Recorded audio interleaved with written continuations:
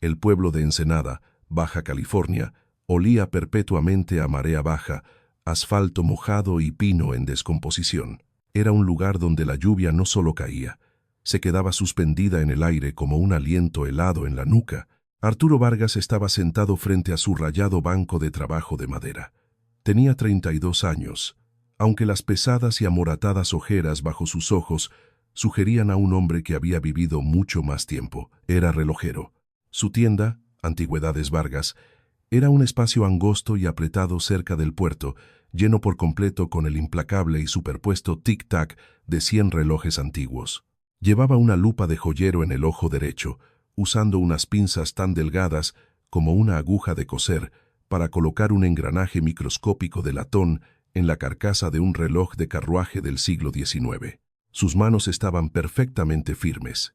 Hacía 3 años, la esposa de Arturo, Sara, se había desplomado en su cocina por un repentino aneurisma cerebral. No hubo ninguna advertencia, solo el estruendo de una taza de café amarillo pálido, haciéndose añicos contra el linóleo, y un silencio instantáneo. Arturo todavía no había movido el platito que hacía juego con esa taza amarilla de la alacena de la cocina. Solía despertarse alrededor de las 3 de la madrugada, su mano estirándose automáticamente por el colchón, sus dedos rozando sábanas de algodón frías y vacías. Se quedaba ahí acostado en la oscuridad, con el corazón latiendo a un ritmo frenético contra sus costillas, mirando el techo hasta que las sombras se volvían grises. Luego se levantaba, bajaba al taller y se perdía en la mecánica microscópica de los relojes de otras personas. Pasaba horas aceitando cuidadosamente cuerdas principales y realineando ruedas de escape en la mitad de la noche. En el dedo anular de su mano izquierda, Arturo todavía llevaba su anillo de bodas de platino. Había estado ahí por tanto tiempo que se le había formado una marca pálida y permanente en la piel. Acariciar con el pulgar el borde liso y duro del anillo era un hábito inconsciente. Afuera de las ventanas del taller, un fuerte frente frío de otoño estaba arrojando cortinas de lluvia torrencial y helada sobre los adoquines. El viento aullaba, haciendo retumbar los vidrios. Arturo guardó sus herramientas. Le ardían los ojos, como si tuviera arena. Tenía una cita a la mañana siguiente en Tijuana con un neurólogo especialista en trastornos severos del sueño. Su hermana se la había agendado y amenazó con llevarlo a rastras si no iba. Cerró el taller con llave y se subió a su viejo Volvo, saliendo hacia el tramo resbaladizo y sin luz de la carretera libre. La lluvia caía tan fuerte que los limpiaparabrisas no servían de nada. La carretera era un listón negro y reflectante. Arturo apretó el volante con fuerza, su mente divagando de regreso hacia la taza de cerámica amarillo pálido. Nunca vio el enorme bache lleno de agua. La llanta delantera derecha del Volvo se estrelló contra el cráter con un rugido violento que le sacudió los huesos. El volante dio un jalón brusco, zafándose del agarre de Arturo. El carro coleó, las llantas rechinando contra el asfalto mojado, mientras Arturo daba un frenón. El vehículo patinó sobre el agua, derrapando en un arco aterrador antes de estrellarse de golpe contra el acotamiento lleno de lodo y grava. El motor se ahogó, tosió y se apagó. Arturo soltó un suspiro largo y tembloroso, con el pecho agitado. Puso el carro en parking, prendió las intermitentes y empujó la puerta para abrirla hacia la tormenta. La lluvia helada tardó 10 segundos en empaparle la chamarra. Se hincó en el lodo y alumbró la llanta con la linterna de su celular. La llanta estaba hecha pedazos. El rin estaba fuertemente doblado hacia adentro y la horquilla de suspensión estaba rota. Temblando violentamente, Arturo se volvió a subir al asiento del conductor y marcó a la base local de grúas de 24 horas. 40 minutos después, las luces estroboscópicas de color ámbar de una grúa de plataforma pesada cortaron la oscuridad. El enorme motor a diésel retumbó mientras la grúa se estacionaba frente al Volvo destrozado.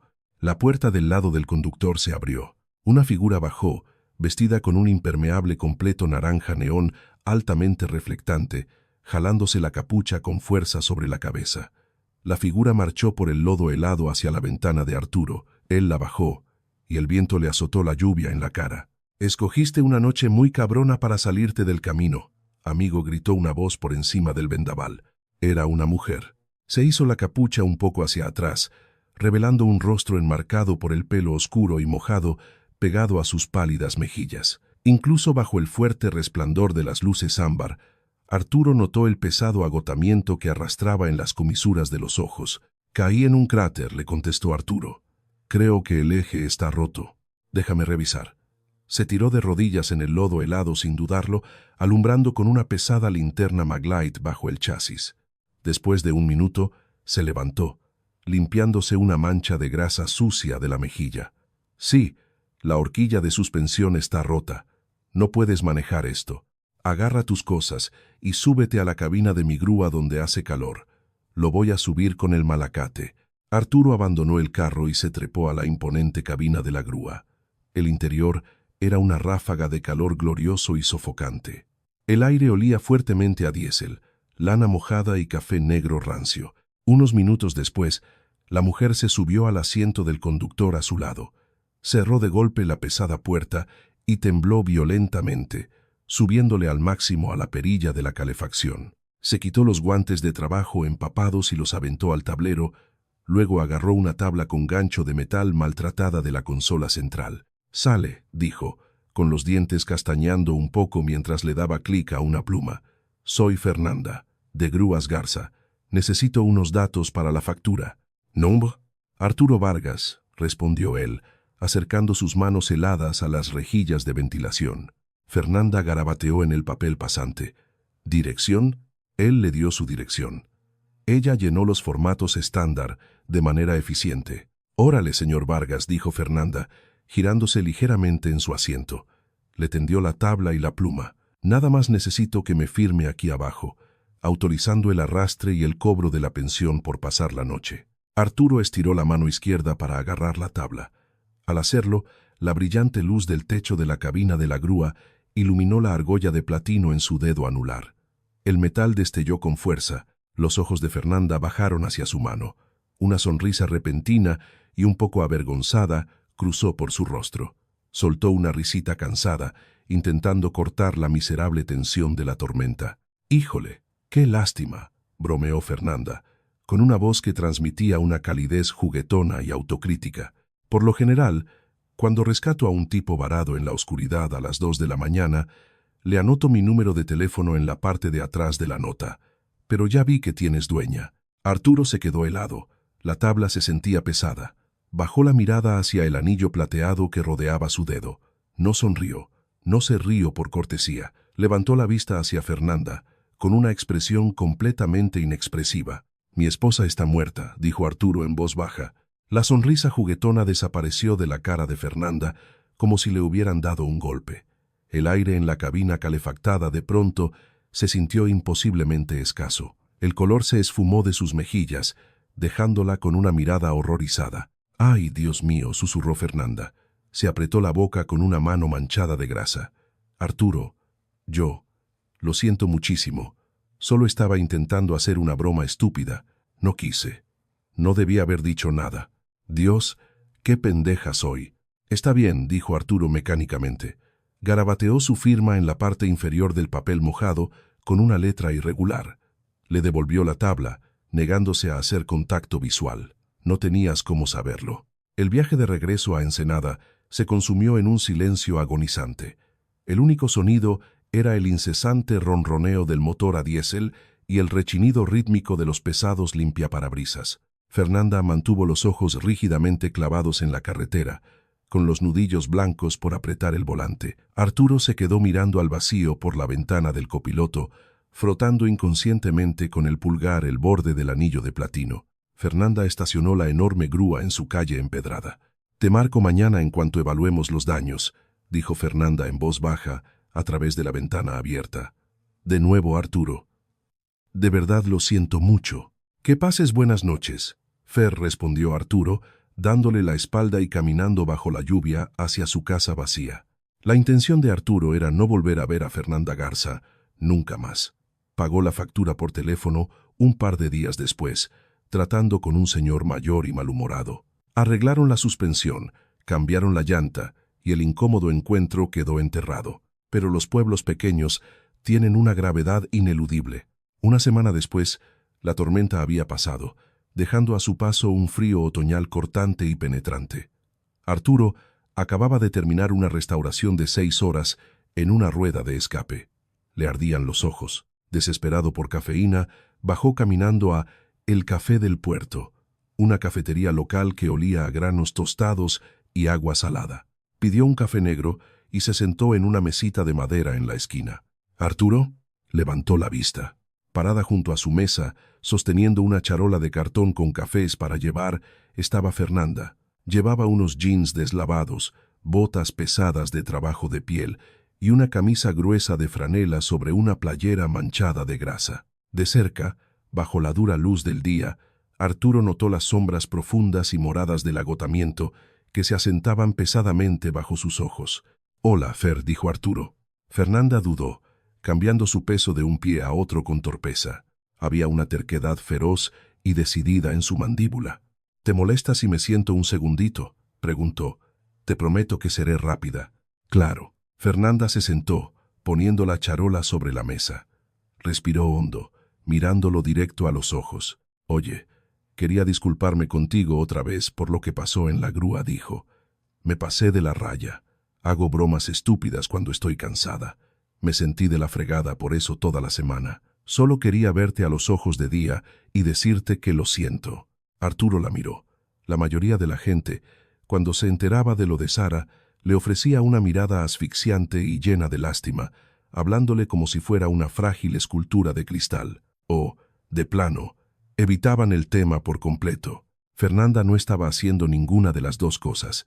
Estaba reconociendo su error y asumiendo la responsabilidad sin hacerlo incómodo. «No tienes por qué disculparte, Fer», dijo Arturo suavemente. «Viste a un güey con un anillo de bodas e hiciste una broma inofensiva. No tenías manera de saber el contexto. Por favor, no pierdas el sueño por eso». Fernanda soltó un suspiro enorme, bajando los hombros. «Gracias a Dios. Mi tío me dijo que tenía el tacto social de una llave de cruz cayéndose al piso. Me he estado martirizando por días». Arturo se rió por lo bajo, un sonido oxidado y poco familiar. «Tu tacto social está bien. ¿Cómo va el negocio de las grúas?». «Agotador», admitió Fernanda, frotándose los ojos. «Es un taller familiar. Mi papá lo empezó hace 30 años. Yo manejo los reportes nocturnos y la mitad de las reparaciones mecánicas. La tormenta de la semana pasada me tuvo despierta 48 horas seguidas, sacando carros de las zanjas». «Te ves como si te urgiera dormir un poco», notó Arturo. «Perdón, eso sonó grosero». «No, es la pura verdad», siguió Fernanda. «Funciono con puro espresso y coraje, más que nada». Echó un vistazo a las ojeras bajo los ojos de Arturo. «Aunque tú tampoco te ves exactamente como el modelo a seguir de las 8 horas de sueño profundo». «Soy insomne», admitió Arturo abiertamente. «Restauro relojes antiguos. Cuando no puedo dormir, me siento en mi taller a escuchar 100 péndulos oscilando de un lado a otro». Fernanda sonrió con ternura. «Bueno, si algún día te cansas de escuchar relojes a las 3 de la mañana, el taller siempre está abierto. El café sabe a rayos y huele a aceite de motor, pero es tranquilo». Se levantó, recogiendo su charola. «Qué chido verte, Arturo». «Igualmente», Fer, respondió él. Un par de noches después, Arturo se encontró mirando fijamente al techo a las 2 de la madrugada. Se puso su abrigo, caminó por el pueblo helado y se encontró parado afuera de Taller Mecánico Garza. Las enormes cortinas del taller estaban abiertas, derramando una brillante luz halógena sobre el pavimento mojado. Fernanda estaba debajo de una camioneta levantada, con la cara manchada de grasa, peleando con un tubo de escape oxidado. Le llevó un termo con buen café. Ella se deslizó hacia afuera, se limpió las manos con un trapo y se sentó en una caja de leche. Platicaron hasta que salió el sol. Esa noche estableció un patrón. Empezaron a verse en lugares tranquilos y sin presiones. Daban caminatas lentas alrededor del perímetro del oscuro puerto. Comían comida rancia en alguna fonda de 24 horas. Tomaban café malísimo en la cabina de su grúa mientras ella esperaba una llamada de la base. A través de esas horas silenciosas, Arturo empezó a ver la verdadera forma de la vida de Fernanda. El papá de Fernanda, Elías Garza, había sido diagnosticado con Alzheimer de inicio temprano hacía 3 años. Apenas tenía 58 años.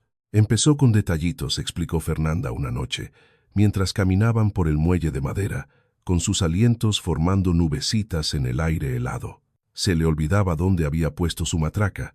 Ahora, hay días que no sabe quién soy. Me mira, y puedo ver que está buscando mi cara en su cerebro, y simplemente no hay nada ahí.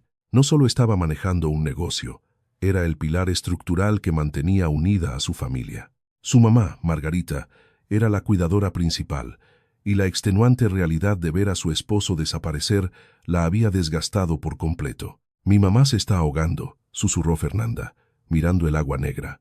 «Mi papá se confunde, se enoja, se sale a deambular por la calle a mitad de la noche. Tengo que trabajar los turnos de noche para que el negocio siga dando dinero para pagar su atención médica, y luego me voy a la casa de día y ayudo a mi mamá a levantarlo de la cama». Fernanda nunca intentó presionar a Arturo para que superara a Sara. Nunca le preguntó por qué seguía usando el anillo. Le hacía preguntas sobre Sara, cuál era su libro favorito, cómo se conocieron, permitiéndole a Arturo hablar de ella sin miedo. A cambio, Arturo le llevaba comida caliente al taller, barriendo el piso en silencio mientras ella terminaba un cambio de frenos. Luego, a finales de enero, el frágil ritmo que habían construido se detuvo por completo. Arturo se había pasado la semana restaurando un hermoso reloj de bolsillo antiguo para el próximo cumpleaños de Fernanda. Había hecho una reservación para cenar en un restaurante italiano muy fresa, pero Fernanda no llegó. Arturo se sentó solo en la mesa por 2 horas, viendo cómo se derretía el hielo de su vaso de agua. Le marcó a su celular 3 veces. La mandó directo a buzón. No supo nada de ella por 3 días. Cuando por fin le mandó mensaje, fue breve. «Perdóname muchísimo por lo de la cena. Emergencia familiar. No puedo verte ahorita. Solo necesito espacio. Porfa, no te enojes». Arturo respetó su límite, asumiendo que ella necesitaba unos días. Pero un par de días se convirtieron en 2 semanas. Fernanda se aisló por completo. Cuando Arturo pasó por la cafetería, no estaba ahí. Cuando manejó por el taller, vio a su tío manejando la grúa. Prácticamente había desaparecido. El silencio detonó todas y cada una de las respuestas de trauma que Arturo poseía. Sintió la aterradora sensación de estar completamente solo en un cuarto vacío. Por fin se había permitido que alguien más le importara, y ella le había soltado la mano en la oscuridad. Para la tercera semana de silencio absoluto, Arturo ya no podía soportar más la incertidumbre. Se rehusaba a dejar que otra persona desapareciera sin pelear. Era un martes por la noche, helado y cubierto de aguanieve. Arturo manejó su Volvo hasta el taller mecánico Garza. Las cortinas estaban cerradas, pero una dura luz fluorescente se derramaba desde la pequeña ventana de la oficina. Arturo empujó la puerta lateral para abrirla y entró. El taller estaba helado y olía a líquido de transmisión quemado. Fernanda estaba sentada en un escritorio de metal grasiento en la esquina. Llevaba puesto un overol pesado y manchado. Tenía las manos negras de grasa y se estaba tallando agresivamente la cara con una toalla de papel, embarrándose aceite de motor mezclado con lágrimas frescas por toda la mejilla. Su escritorio estaba cubierto por una montaña caótica de cuentas médicas y facturas vencidas. Cuando escuchó que se cerraba la puerta, levantó la vista. Sus ojos se abrieron de par en par por el impacto y luego se llenaron de un pánico a la defensiva. «Arturo, ¿qué haces aquí?», dijo ella, con la voz quebrada. Se restregó los ojos. Te dije que necesitaba espacio. No puedes nomás aparecerte aquí». Arturo caminó lentamente por el piso de cemento, deteniéndose a un par de metros de su escritorio. Miró las enormes pilas de avisos de corte, luego miró su rostro exhausto. Apretó la mandíbula, agarrando con fuerza el borde de su abrigo. «No tienes derecho a hacer eso», dijo Arturo, con la voz tensa. Desvió la mirada un segundo, peleando contra el temblor de su pecho. «No tienes derecho a nomás desaparecerte en el aire, Fer. Pensé que te habías ido». «¿Qué pasó?». Fernanda soltó un sollozo desgarrador, hundiendo la cara en sus manos grasientas. «Mi papá se cayó», lloró, con las palabras arrancándosele de la garganta. «Hace 3 semanas, en la noche de nuestra cena, se confundió, salió a caminar por la puerta de atrás en el hielo y se resbaló. Se hizo pedazos la cadera. Necesitó cirugía de emergencia». Arturo sintió un dolor físico en el pecho. «Fer, ¿Por qué no me llamaste? Ella lo volteó a ver, su cara un retrato de aterrada vulnerabilidad. Porque la anestesia. Los doctores nos advirtieron, pero la anestesia lo aceleró todo. Es como si se hubiera caído de un barranco. Arturo ya no sabe quién soy. Está agresivo, está aterrorizado. Ahorita necesita cuidado las 24 horas. El centro de rehabilitación nos exige 200,000 pesos de nuestro bolsillo. Para el viernes nada más para apartarle la cama. Fernanda se levantó, dando vueltas en la pequeña oficina, con las manos temblándole. Tuve que pausar el negocio. Perdí la concesión municipal de grúas. Me estoy ahogando por completo. ¿Y decidiste cerrarme la puerta?, preguntó Arturo. Yo te hubiera ayudado. No quiero que veas esto, gritó Fernanda, con la voz rompiéndose en pedazos. Señaló el escritorio con desesperación. No quería que vieras mi casa así. Mi mamá se está derrumbando. Yo me estoy derrumbando. No quería que me mirara así. Y nomás te fueras. Dio un paso tembloroso hacia él, las lágrimas cortando caminos limpios a través de la grasa en su cara. Te extrañé, confesó, bajando la voz a un susurro cortado. Te extrañé un buen. Pero tú ya la perdiste a ella, Arturo. Tú ya pasaste por lo peor. No te puedo arrastrar a mi desmadre. No quiero que te quedes. Y luego, te arrepientas. No necesitas a una vieja rota con una familia rota. Arturo se quedó perfectamente inmóvil. Reconoció la aterradora inseguridad que la había alejado. No se había ido porque no le importara. Se había ido porque pensaba que su dolor la convertía en una carga. Arturo caminó despacio hacia ella. No se asqueó por la grasa ni por las lágrimas. Se detuvo a unos centímetros, estirando las manos para agarrarla de los hombros con suavidad. Fer, dijo Arturo, con voz feroz, tú no decides qué soy capaz de aguantar. Subió las manos, ahuecando su cara con delicadeza, sus pulgares limpiando la mezcla de lágrimas y aceite de motor. Yo no estoy buscando una vida perfecta, le dijo Arturo. Cuando Sara murió, aprendí que lo más aterrador del mundo no es la tragedia en sí. Es sentir que tienes que sobrevivir a ella completamente solo. Se acercó más, recargando suavemente su frente contra la de ella. No le tengo miedo a las cuentas del hospital. No le tengo miedo a la grasa ni a las lágrimas. A lo único que le tengo miedo es a que tú desaparezcas de mi vida. No te escondas de mí porque pienses que eres una carga muy pesada. Déjame ayudarte a cargar ese peso. Fernanda cerró los ojos, soltando un respiro destrozado. Envolvió sus brazos alrededor de la cintura de Arturo, escondiendo la cara en su pecho. Lloró por el abrumador alivio de por fin rendirse ante el peso de estar sola. Perdóname, sollozó. Estoy muy cansada, Arturo. Ya sé, dijo Arturo abrazándola fuerte.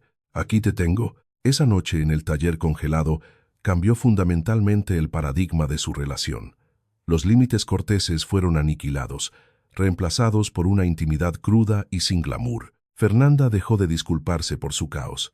En lugar de refugiarse en el silencio, aprendió a buscar ayuda. En sus peores días, no mandaba una explicación amable. Simplemente le mandaba un mensaje a Arturo. Me estoy cayendo a pedazos. Nada más, ven. Y Arturo iba. Lo demostró una miserable noche de jueves en la clínica de reposo. Fernanda llevaba ahí 14 horas. Las luces fluorescentes zumbaban agresivamente en el techo. Fernanda se había quedado dormida en una dura silla de plástico, moldeado en la esquina del cuarto de su papá, con la cabeza ladeada en un ángulo incómodo. Arturo no la despertó. Caminó por el pasillo hacia la máquina expendedora para comprarle un sándwich rancio. Metió sus monedas, apretó los botones y el espiral de metal se atoró. El sándwich se quedó suspendido detrás del vidrio. Arturo se quedó ahí parado en el pasillo estéril, exhausto, mirando la comida atrapada. Le pegó al vidrio una vez con la base de la palma. Suspiró, caminó de regreso al cuarto, se quitó su pesado abrigo de lana y lo acomodó cuidadosamente sobre los hombros de Fernanda. Después se sentó en la silla junto a ella hasta las 4 de la madrugada, escuchando a Elías balbucear incoherencias sobre un carburador de Ford 1982, asintiendo y haciéndole compañía al señor para que Fernanda pudiera dormir. Lo demostró otra vez un martes en la tarde. Arturo entró a la casa de los Garza para encontrar a la mamá de Fernanda, Margarita, sentada en el linóleo de la cocina. Había dejado caer una pila de cartas de rechazo del seguro en el piso y estaba ahí sentada, llorando en silencio en sus manos. Arturo no ofreció frases huecas. No le dijo que todo iba a estar bien. Se sentó en el linóleo junto a ella. Recogió los papeles tirados. Sacó su celular y se pasó las siguientes 3 horas en espera con la compañía de seguros, usando la paciencia fría y precisa que le aplicaba a los mecanismos de los relojes para navegar por la burocracia. Más tarde ese día, agarró un desarmador y arregló la bisagra de la puerta principal para que dejara de rechinar cada vez que se abría. Una tarde a finales de marzo, Arturo estaba sentado solo en su taller de relojería. La lluvia tamborileaba suavemente contra los vidrios de las ventanas. Estaba trabajando en el intrincado mecanismo de escape de un reloj de carruaje. Hizo una pausa, bajando sus delicadas pinzas. Levantó la mano izquierda, quedándose mirando la argolla de bodas de platino que rodeaba su dedo anular. Durante 3 años, ese anillo había sido un amarre físico hacia Sara. Pero mientras estaba sentado en el taller silencioso, rodeado por el tic-tac de 100 relojes, Arturo se dio cuenta de que el tiempo por fin había empezado a avanzar de nuevo. Quitarse el anillo no significaba que estuviera borrando la existencia de Sara, pero ya no necesitaba un pedazo de metal para probar que ella había existido. No necesitaba cargar su duelo como un escudo físico. Arturo tomó aire, lento y profundo. Con la mano derecha, se estiró y agarró la argolla de platino en el dedo anular de su mano izquierda. Fue difícil. El metal se le pegaba a la piel, resistiéndose al movimiento después de 3 años de permanencia. Lo giró despacio, sintiendo un pellizco agudo mientras se resbalaba sobre el nudillo. Miró la piel pálida y hundida que quedó. La marca física seguía ahí, un testamento del tiempo que había estado en ese lugar. No sintió una pérdida catastrófica, se sintió más ligero. Arturo abrió una pequeña cajita de madera en su mesa de trabajo. Colocó el anillo de platino con delicadeza en el interior, cerrando la tapa con un suave chasquido. Agarró su celular y le mandó un mensaje a Fernanda. «Te amo. Voy para allá».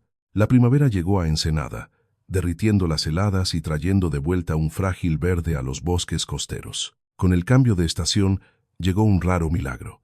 El papá de Fernanda, Elías, experimentó una ventana de lucidez cognitiva breve e inesperada. La niebla del Alzheimer se levantó temporalmente. Arturo estaba sentado en el soleado jardín de la clínica de reposo, tomando café con Elías. Fernanda estaba adentro, hablando con las enfermeras. Elías, luciendo más lúcido y más presente de lo que había estado en meses, volteó hacia Arturo.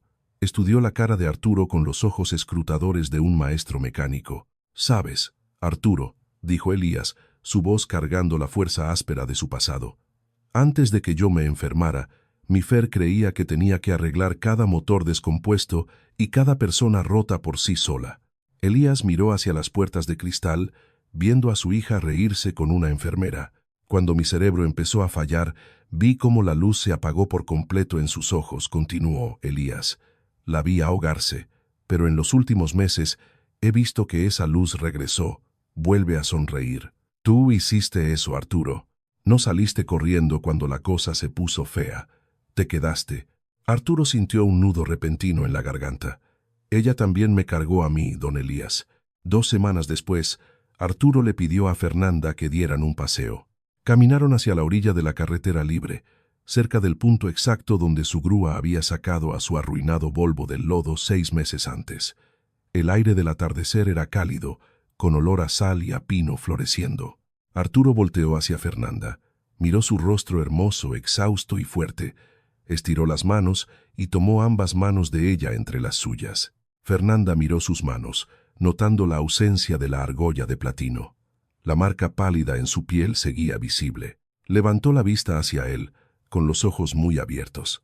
«Durante 2 años pensé que mi capacidad de amar se había muerto», dijo Arturo, con la voz firme. «Y de repente se me revienta una llanta en una tormenta, y una mujer con un impermeable neón me regaña por salirme del camino». Fernanda soltó una risa ahogada, con lágrimas asomándose a sus ojos. «Bromeaste con anotar tu número en la parte de atrás de una factura», continuó Arturo, acercándose más. «Sacaste mi carro del lodo con ese malacate, Fer, y me sacaste a mí junto con él». Arturo se dejó caer lentamente sobre una rodilla en el pasto húmedo de la costa. Sacó una pequeña cajita vintage de terciopelo de su bolsillo, abriéndola para revelar un sencillo y elegante anillo de diamantes. Fernanda se tapó la boca con las manos, con un sollozo escapando de su garganta. «Yo no quiero una vida perfecta», dijo Arturo, mirándola hacia arriba. «Quiero el caos, quiero las llamadas de grúa en la madrugada, quiero los días malos y los días buenos, quiero cargar ese peso contigo, para siempre. Fernanda Garza, ¿te quieres casar conmigo?» Fernanda no lo dudó. Se tiró de rodillas en el pasto justo enfrente de él, echándole los brazos al cuello. Sí, lloró. Sí. Se casaron a finales de septiembre, en una ceremonia muy chiquita y tranquila en el patio trasero de la casa de los papás de Fernanda. Los árboles apenas empezaban a volverse dorados y rojos. No fue un gran espectáculo. El papá de Fernanda, resbalando de nuevo hacia la niebla de su enfermedad, estaba sentado en una silla de ruedas en primera fila, sosteniendo la mano de su esposa, sonriéndole al aire a los invitados. Arturo sostuvo las manos de Fernanda, mirándola a los ojos. «Prometo que cuando el mundo pese mucho, no te dejaré cargarlo sola. Prometo amar el recuerdo de quién eras, la realidad de quién eres y la incertidumbre de en quiénes nos convertiremos. Prometo quedarme». Fernanda sonrió, con las lágrimas resbalando por sus mejillas. «Prometo que nunca dejaré que mi miedo me haga desaparecer. Prometo dejarte ver mi caos. Prometo ser tu ancla en la oscuridad, así como tú has sido la mía. Prometo quedarme». Más tarde esa noche, Arturo y Fernanda se quedaron solos en el porche de atrás, viendo las estrellas aparecer en el cielo de otoño. Fernanda apoyó la cabeza en el pecho de Arturo, escuchando el latido constante de su corazón. «¿Alguna vez piensas en eso?», preguntó Fernanda en voz baja. «¿Pensar en qué?», preguntó Arturo. «En el bache», dijo ella. «¿Alguna vez piensas en qué habría pasado si no hubieras volado esa llanta en la lluvia? Si te hubieras seguido derecho al doctor del sueño?» Arturo se quedó mirando los árboles oscuros. Pensó en el dolor agonizante, las noches sin dormir, el miedo paralizante, y en la mujer milagrosa y hermosa que tenía entre sus brazos. «No pienso en el bache», Fer susurró Arturo, dándole un beso en la coronilla. «Solo le doy gracias a Dios de que cuando me quedé tirado en la oscuridad, tú fuiste la que apareció con el cable de la grúa».